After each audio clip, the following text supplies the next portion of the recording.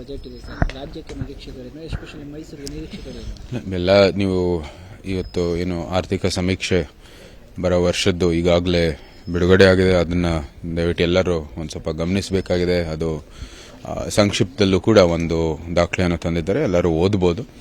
ಇಡೀ ವಿಶ್ವದಲ್ಲೇ ಒಂದು ಆರ್ಥಿಕ ವ್ಯವಸ್ಥೆ, ವಿಶ್ವ ಆರ್ಥಿಕ ವ್ಯವಸ್ಥೆ ಒಂದು ರೀತಿ ಅಸಮತೋಲಿತ ಒಂದು ಪರಿಸ್ಥಿತಿಯಲ್ಲಿರೋ ಸಂದರ್ಭದಲ್ಲಿ ಭಾರತ ಬಹಳ ಬಲಿಷ್ಠವಾದಂತಹ ಒಂದು ಆರ್ಥಿಕ ವ್ಯವಸ್ಥೆಯನ್ನು ಇಲ್ಲಿ ಸೃಷ್ಟಿಯಾಗಿದೆ. ಏನು ಫಾಸ್ಟೆಸ್ಟ್ ಗ್ರೋಯಿಂಗ್ ಇಕಾನಮಿ ಎಂಬ ಒಂದು ಗುರುತು ಈಗ ಬಹಳ ಸ್ಪಷ್ಟವಾಗಿ ಎಲ್ಲರಿಗೂ ಗೊತ್ತಾಗಿದೆ. ಅದರೊಂದಿಗೆ ಅದನ್ನ ಇನ್ನೂ ಬಲಪಡಿಸೋ ದೃಷ್ಟಿಯಲ್ಲಿ ಇವತ್ತು ಬಜೆಟ್ ಅನ್ನು ನಾಳೆ ಮಂಡನೆ ಮಾಡುತ್ತೆ ಅಂತ ಸಂಪೂರ್ಣವಾದಂತಹ ವಿಶ್ವಾಸ ಇದೆ. ಎಲ್ಲರೂ ನೋಡ್ತಾರೆ ನಾಳೆ. ರಾಜ್ಯ ಸರ್ಕಾರಕ್ಕೆ ಎಸ್ಪೆಷಲಿ ಕರ್ನಾಟಕಕ್ಕೆ ನಿರೀಕ್ಷೆಗಳು ಎಷ್ಟಿದೆ ಅಂತ ಸರ್? ಯಾಕಂದ್ರೆ ಮೈಸೂರಿಗೆ ಎಸ್ಪೆಷಲಿ ನೀವು ಸಂಸದರಾಗಿ ಎಲ್ಲ ಭಾರತ ಸರ್ಕಾರ ಎಲ್ಲರಿಗೂ ಕೂಡ ಸಮಾನವಾದ ರೀತಿಯಲ್ಲಿ ಕೆಲಸ ಮಾಡುತ್ತೆ.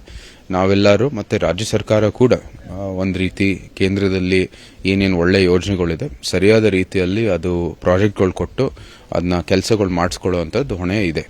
ನಾವು ಮಾಡ್ತೀವಿ, ಆದರೆ ರಾಜ್ಯ ಸರ್ಕಾರ ಕೈ ಜೋಡಿಸಬೇಕಾಗಿದೆ. ಏನು ಈ ಒಂದು ಕಳೆದ ಒಂದು ವರ್ಷದಿಂದ ಅವ್ರು ಯಾವ ರೀತಿ ಅದರಲ್ಲಿ ವಿಫಲ ಆಗ್ತಾ ಇದೆ ಅಂತ ಇದು ಬಹಳ ಸ್ಪಷ್ಟವಾಗಿ ಕಾಣ್ತಾ ಇದೆ. ಇಲ್ಲ, ನಂದು ನೋಡಿ, ನಮ್ ಶಿಫಾರಸ್ ಮಾಡೋದಕ್ಕೆ ನಮ್ಮೆಲ್ಲರಿಗೂ ಕೂಡ ಹಕ್ಕಿದೆ. ನಾವು ಬಹಳ ನಿರೀಕ್ಷೆ ಮಾಡ್ತಾ ಇರೋದು ಈ ಕಾವೇರಿ ಒಂದು ನದಿಯನ್ನು ರಕ್ಷಣೆ ಮಾಡೋದಕ್ಕೆ ಮತ್ತೆ ಅದರ ಒಂದು ಸ್ವಚ್ಛತೆಗಾಗಿ ಒಂದು ವಿಶೇಷವಾದಂತಹ ಒಂದು ಕಾರ್ಯಕ್ರಮ ಮಾಡಬೇಕಾಗಿದೆ.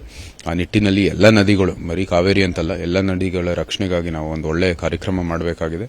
ಈ ಪರಿಸರದ್ದು ಒಂದು ಸಮಸ್ಯೆಗಳು ಈಗಾಗಲೇ ನೋಡ್ತಾ ಇದ್ವಿ, ಬಹಳಷ್ಟು ಸಮಸ್ಯೆಗಳಿದೆ. ಎಲ್ಲೋದ್ರೂ ಸಹ ಒಂದು ಕಸ ಇದೆ. ಹೌದು, ಸ್ಥಳೀಯ ಒಂದು ಏನು ಅಧಿಕಾರಿಗಳಿರ್ಬೋದು, ಎಲ್ಲರದು ಕೂಡ ಒಂದು ಪಾತ್ರ ಇದೆ. ಆದರೆ ಏನೋ ಒಂದು ದೊಡ್ಡ ಮಟ್ಟದಲ್ಲಿ ಒಂದು ಪರಿಹಾರ ಬೇಕಾಗಿರ್ತಕ್ಕಂಥದ್ದು ನಮ್ಮೆಲ್ಲರ ಒಂದು ಬೇಡಿಕೆ ಇದೆ.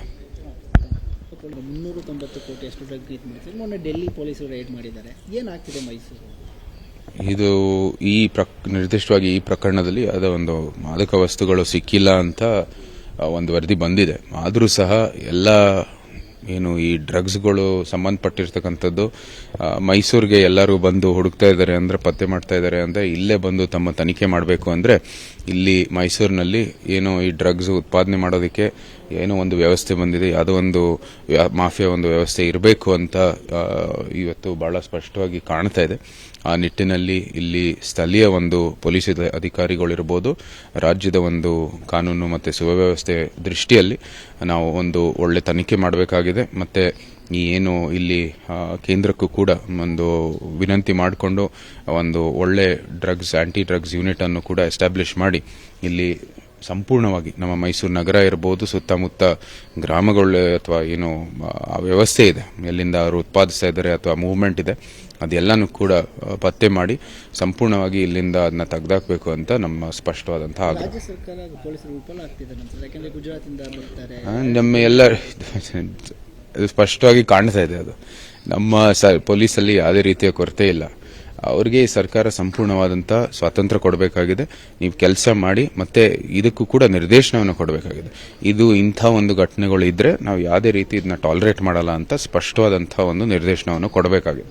ಅದು ಯಾವುದೇ ರೀತಿಯ ಒಂದು ನಾಯಕತ್ವ ಇಲ್ಲ, ಇದಕ್ಕೆ ಒಂದು ಪ್ರೇರಣೆ ಕೊಡ್ತಾ ಇಲ್ಲ. ಅದಕ್ಕಾಗಿ ಎಲ್ಲರೂ ಕೂಡ ಒಂದು ರೀತಿ ಬಹುಶಃ ಇವತ್ತು ಕೆಲವು ಆರೋಪಗಳು ಹೇಳ್ತಾ ಇರೋದು ಇದು ಶಾಮೀಲಾಗ್ತಾ ಇದ್ದಾರೆ ಅಂತಾನು ಕೂಡ, ಇದು ಏನಕ್ಕೆ ಕಾರಣ ಆಗ್ತಾ ಇದೆ ಅಂತಾನು ಕೂಡ ಅವರು ಒಂದು ತನಿಖೆ ಮಾಡಬೇಕಾಗಿದೆ. ನಿರ್ಭೀತ, ನಿಷ್ಪಕ್ಷಪಾತ, ವಿಶ್ವಾಸಾರ್ಹ ಸುದ್ದಿಗಳಿಗೆ ಮತ್ತೊಂದು ಹೆಸರಾಗಿರುವ ನ್ಯೂಸ್ 18 ಕನ್ನಡ ಈಗ ಆಪ್ನಲ್ಲೂ ಲಭ್ಯವಿದೆ. ದಯವಿಟ್ಟು ಇಲ್ಲಿರುವ QR ಕೋಡ್ ಅನ್ನು ಸ್ಕ್ಯಾನ್ ಮಾಡಿಕೊಂಡು ಆಪ್ ಡೌನ್ಲೋಡ್ ಮಾಡೋದಕ್ಕೆ ಮರಿಬೇಡಿ. ನಿಮ್ಮ ಬೆಂಬಲ ಹೀಗೆ ಸದಾ ನಮ್ಮೊಂದಿಗಿರಲಿ. ಧನ್ಯವಾದ.